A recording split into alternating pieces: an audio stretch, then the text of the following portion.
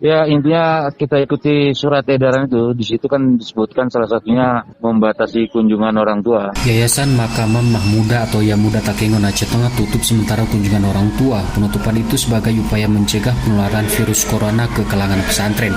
Ketua Yamuda Abdi Aisyah kepada RRI mengaku penutupan jam berkunjung itu juga telah disosialisasikan kepada wali murid. Sebagai alternatif katanya, yayasan menyediakan telepon seluler untuk medium komunikasi antara murid dengan orang tua.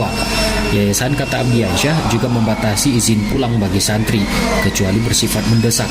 Penjemputannya juga diharuskan oleh orang tua langsung dari santri. Selanjutnya, kata Abdi Aisyah, santri juga diwajibkan mengisolasi di rumah selama 12 hari sebagai bentuk pencegahan. Di pesantren kita ini, kunjungan orang tua untuk sementara ini memang tidak kita bolehkan. Orang tua memang tidak diperkenankan masuk ke lokasi pesantren kan. Paling komunikasi keluar sama orang tua melalui handphone, telepon aja. Kalau kita buat aturan, maklumat sudah kita keluarkan. Kalau keluar harus di rumah 12 hari. Apakah dia kena, maksudnya itu kan lebih kepada untuk mencegah saja kan.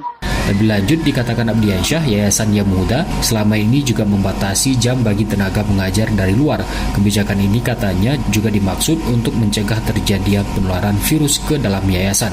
Abdi Aisyah juga mengaku terus mengoptimalkan penerapan protokol kesehatan di internal Yamuda dalam memaksimalkan upaya pencegahan. Muhammad Sanusi, RRI Takengon, melaporkan.